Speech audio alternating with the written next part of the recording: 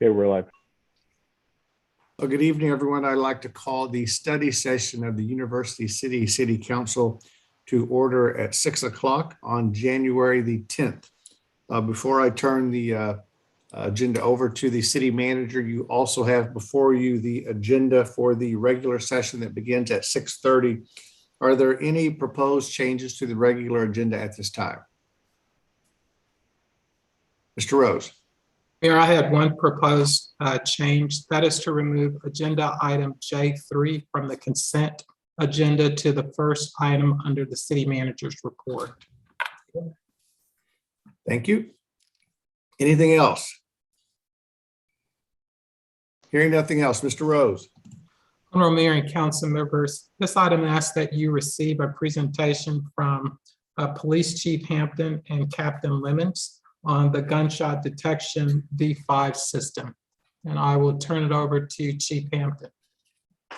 Good evening, Honorable Mayor, members of the council, Mr. Rose and Ms. Reese, as well as Mr. Mulligan. Today we'll come before you to give you an update and a report on the University City gunshot detection systems that we have in place here in University City. First, can everyone hear me fine? Okay, and with this presentation, I'm going to actually turn it over to Captain Frederick Lemons.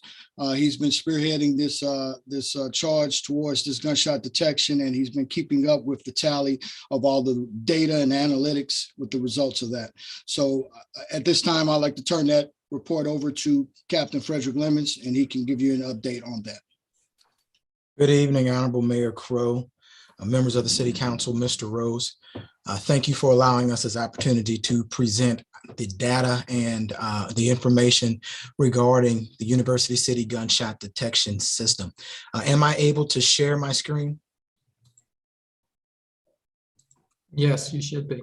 Yes, you should.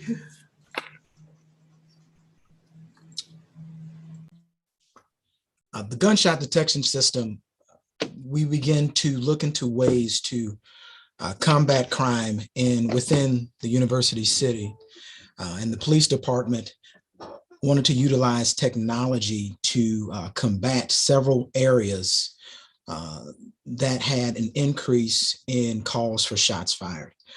There's a long-term effect in regards to gun violence among the communities, not just in our area, but nationwide.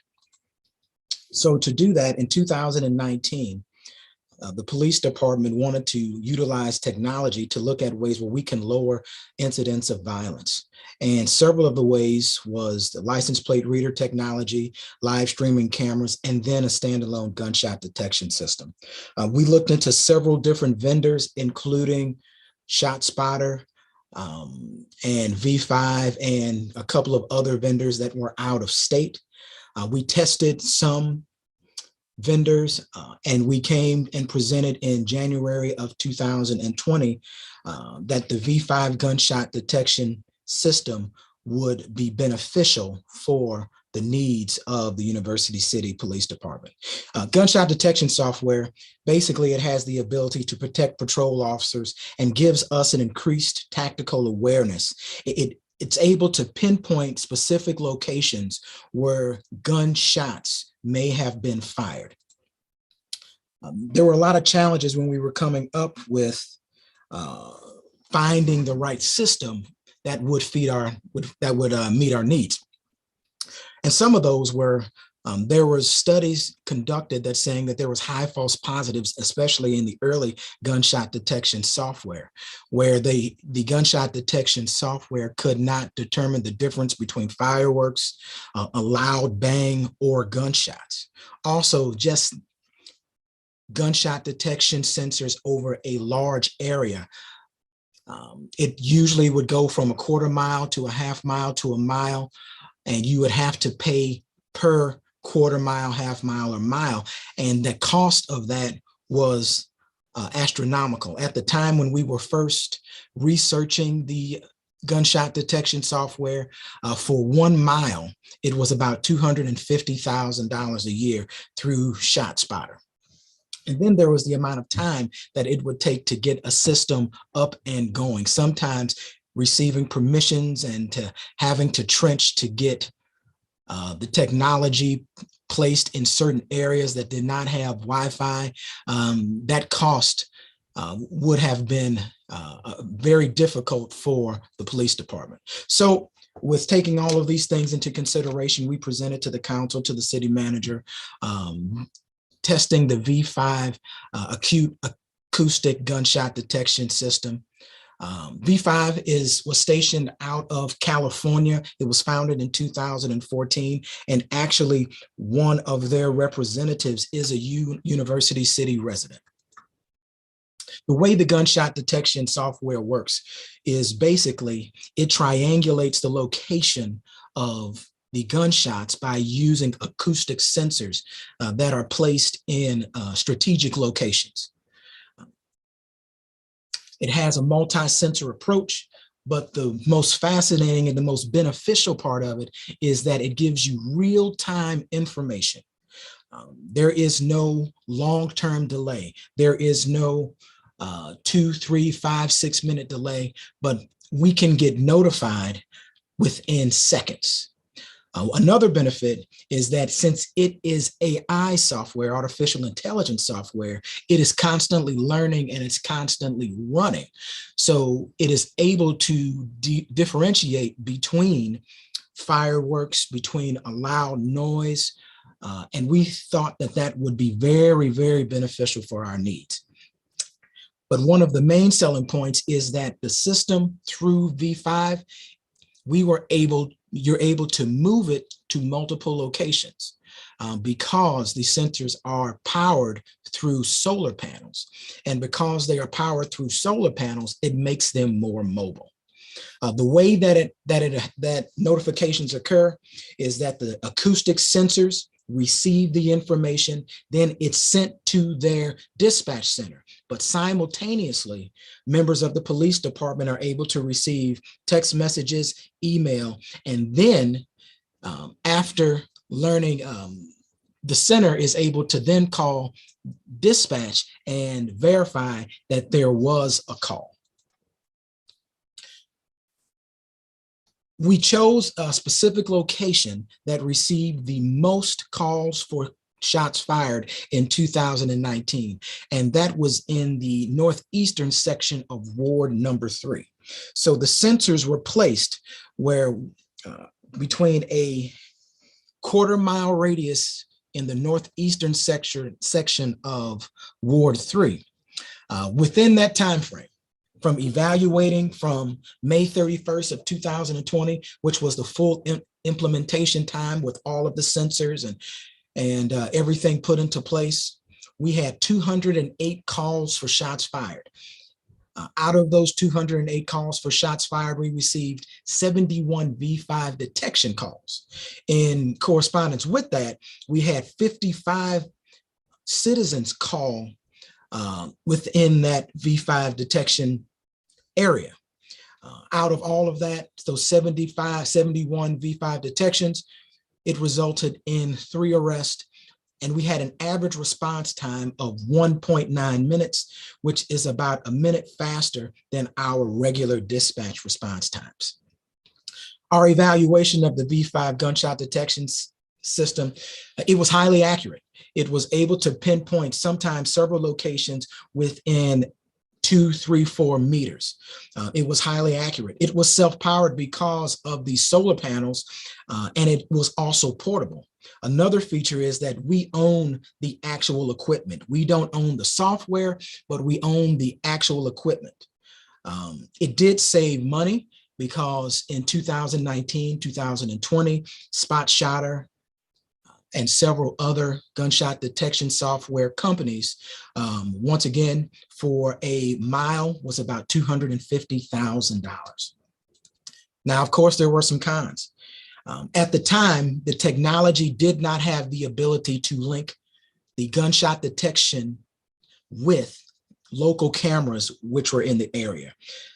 As technology has increased, several other gunshot detection software companies have come into existence, and they're able to bring together gunshot detection as well as standalone cameras where they work in conjunction with each other. So if there is a call for shots fired, the cameras in the area then activate and look for movement within that area.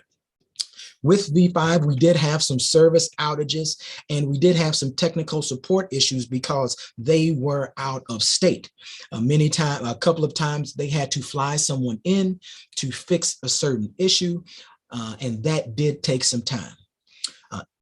Since August of 2021, they have been under an acquisition. The company itself is under an acquisition and is in the process of being acquired by an outside firm.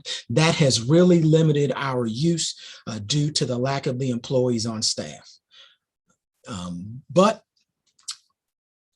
we do want to say that in regards to the gunshot detection software in itself, we did find it useful. We did find it useful in helping to increase and lower our response times to incidents, also in locating evidence, which can then be utilized later on after it is analyzed. I'll give you an example that if we pick up shell casings from a specific location, those shell casings are then taken to the St. Louis County lab, entered into a system.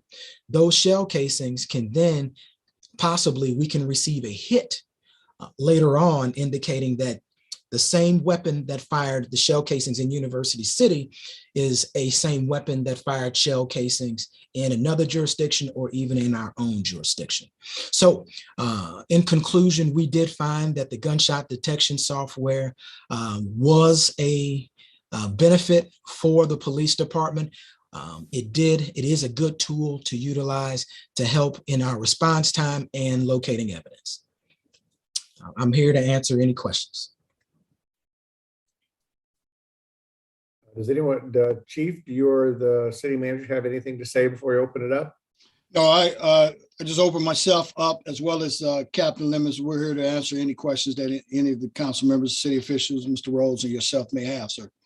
Mayor, the only comment that I would make is that I think that our intention is to move more towards the use of technology as it relates to policing.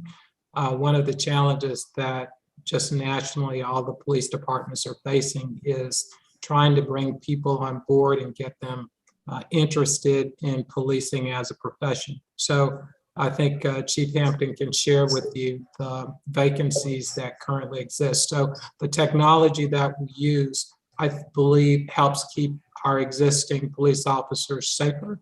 And it also long-term will help minimize the number of officers that will be needed in order to effectively perform the policing functions. And with that, I turn it over to you, Mayor. Are there questions from members of council to Mr. Lemons or Mr. Hampton? Mr. Clay.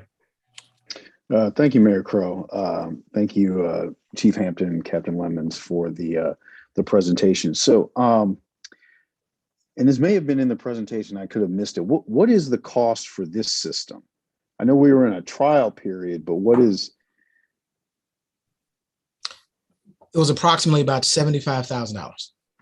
And Councilmember Clay, I can tell you that's a fraction of the cost that would have cost us with other systems. And one of the biggest hurdles that you have to overcome with any of these systems is the power source within the field. With this being solar powered, that sets it off and alone. The shot spotter, which is a larger, more evasive and more expensive equipment, they're literally powering into Amarin poles, UE poles. So literally that power source has to be met within the city needs. So that's another cost of that aspect. And so as well as the fact that you can only have, you can use as small as a quarter of a mile with this company, whereas other companies you have to purchase the full size of your city length or at least a 5-mile radius. So, and this would 75,000 would be the cost if we continued with them. It wouldn't go up. That wasn't like an introductory offer. For a 2-year subscription, it's $13,750 per year if we were to continue to move forward with this particular company. And would you be thinking that it would cover the same geography, or would that be expanded? Or council member, that kind of depends on the cost for service. That kind of depends on our volume, the quantity that we receive. That, like I said, we have with this equipment and this vendor that was chosen, we're not stuck into one particular zone, one particular area. It's not something that can occur overnight, but if we see that the statistics are starting to shift towards another zone, another quarter, another area, then this equipment can be relocated. okay, thank you. Just a couple more questions. The 3 arrests that resulted from this, can you say anything about the nature of those arrests? Did we arrest the people who actually fired the shot and were responsible for whatever activity took place? Yes, sir. One was actually a homicide arrest where the system picked up the actual shots. The other 2, the subjects, it pointed to the direction of where the shots were fired, and one of the subjects in the particular incident admitted to shooting the weapon, and the other one, it was at a particular address. Okay.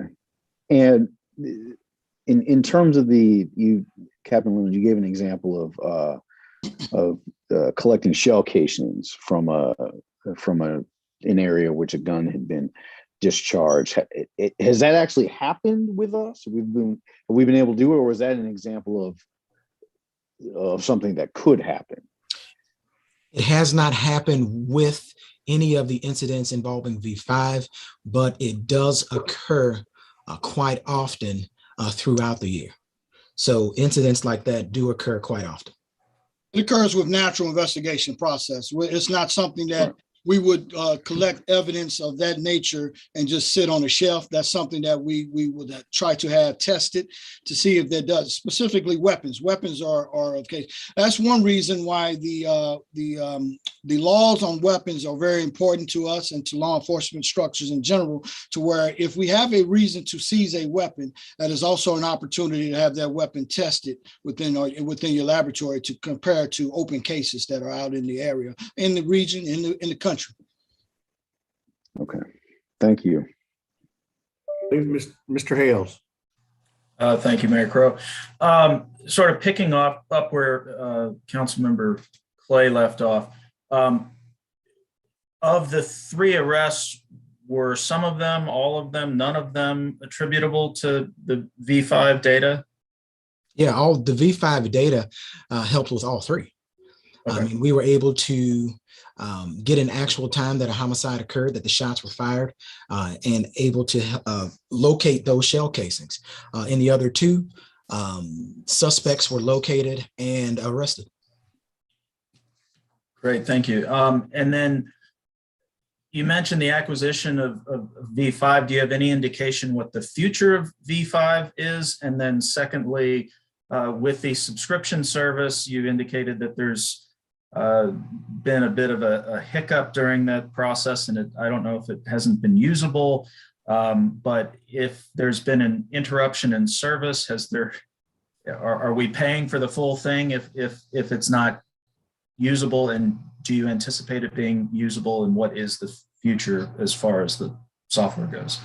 We have been in talks and negotiations with V5 and their representatives all the way up to like their regional vice president.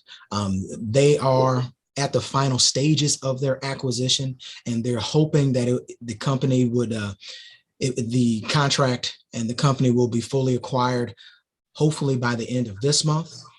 Since we've had interruption in service since August, they said that they will somehow compensate us for the time that we weren't fully able to utilize the system from August until January.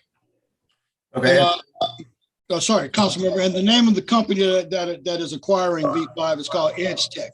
Edge Tech is a much larger entity, and they have acquired the now it's just a matter of bringing on all of the engineers and the employees that were within V5 with their fold and under their umbrella. So that is the talks that we're having with Edge Tech and the representatives that still represent V5, but now under a different umbrella. Okay, my last question was in the very beginning of the presentation about the notification process. You get real-time data information. How does that work? Is that when you get that notification, is that actionable information? What is the process from when whomever gets the notification to, I suppose, the rest of the department or people on duty? Supervisors get that notification instantaneously, and then they start putting out the information to the officers within the area so the officers can start heading that way. V5, their center, their dispatch center will then call our dispatch center, letting them know that shots were fired in a certain area, and then our dispatchers will then dispatch the call out. So while dispatchers are dispatching the call out, the officers are already en route to that area. Thank you. Mr. Smotherson. Thank you, Mayor Crow. And I know that we're running out of time, but just very quickly, I do want to ask Chief Hampton and Captain Lemons, and again, thank you for the presentation. But very quickly, with the incidents, the 3 incidents that that occurred, do you think that V5, you have probably solved those anyway? I mean, one was a murder. I mean, what input did V5, or what role did V5 play? Because wouldn't you probably have solved that anyway under normal circumstances? Is one of my questions. But the other part of this is, and I'll end it with this, you saying that this is going to lower incidents of violence, and I'm trying to understand how this is going to lower incidents of violence. Again, it's just a detection system. So if you can answer a couple of those questions, I'd appreciate it. Thank you. Captain Lemons, I'll let you start. Yes, sir. In those particular cases with the homicide, we absolutely probably would have solved that case. But what it did, just like any other tool, it helps us to bring that case to a conclusion where we're able to locate a specific location where it occurred, which brings us to the evidence. It helps us detectives en route there to say, hey, we got a hit over here, let's check here, and there is a location of these shell casings. In the other 2 incidents, especially in one of them, it was V5 that basically pointed to a particular house where it came from, where if the gunshot detection system was not in effect, then we would not have known that these shots came from this particular location. Basically, it does help accelerate the process, and it helps us as investigators, as officers, also go into a scene safely, where we may receive a call for shots fired. But if we know and we're able to actually hear and play back and say, hey, that's multiple shells, multiple calls, multiple shots being fired from a high-powered rifle, that is beneficial, especially in regards to officer safety. And council member, the only thing I would add to that, anytime that you can reduce your response time, you have already increased the likelihood of solving a case and solving a crime. So the prevention status of that is a domino effect or boomerang effect to where now citizens or suspects, perpetrators, have an understanding that if I commit a crime within this area, within University City, they're responding so quickly. We don't have a 10-minute response time like NYPD or even something of a larger nature. And I'll just use that as an example. With that 1.9 average response time, that's very impressive to getting to a scene, even though this may be a smaller community compared to an NYPD or a LAPD. So I just wanted to throw that out there about the response and the use of this tool. Mr. McMahon. Thank you, Mayor. I'll try to be quick. The 208 number of calls for shots fired, is that out of that same geographic region, or is that bigger, or do we know? That was citywide, sir. Citywide. So that's citywide. So so even if you look at the percentage of that, if that's the calls for shots fired, the V5 program was picking up over a third of the citywide, but there's a good chance that many of those shots fired some of them might not even been in the city, in University City. They could have been neighboring. And that's one of the difficulties in investigating these. Am I correct that when someone calls in, it could have been a sound that bounced off of buildings? Maybe that does this cut that down? Yes, sir. Many of these calls, and I don't have the exact number in front of me, resulted in indicating that it occurred outside of our jurisdiction. Because if it's unable to triangulate a particular location, it gives a direction. So some of those calls of service that we received for shots fired and they were coded, it's because they occurred outside of our jurisdiction. We were able to get a direction and say, this is north. And since it's on the border, we're able to say, well, that's outside of our jurisdiction. An example of that, council member, is and I've stated this a couple times before, as far as I tell citizens, I can stand in Heman Park and you can actually hear gunshots being fired from the Hodemount tracks. In this time of season, with the leaves off of the trees, the reverbing and the bouncing off of trees, houses, buildings, such, that gives you an example of how far that sound can travel. So specifically, we may get a call for shots fired, and we know, okay, we've checking with communications in our neighboring departments, and yes, they're responding in their area, and we have no other calls for service in our area reference to verify that occurred in University City. Can your department use that data that then corresponds with locations outside of U City to help create communications so that our residents might better understand that situation? Because a lot of times what we hear from our residents, and we see it on social media, is I heard shots, I heard shots, I heard shots, and they assume because they heard it's happening in their neighborhoods, and maybe this would help them to understand how it is actually, maybe that some of our programs are decreasing shots actually occurring in our community as opposed to next door in other areas. Is that a function of the data you obtained through the program? Yes, sir. That's good. Thank you. The other thing I would add on the council member is that a lot of times we're not privy to those postings.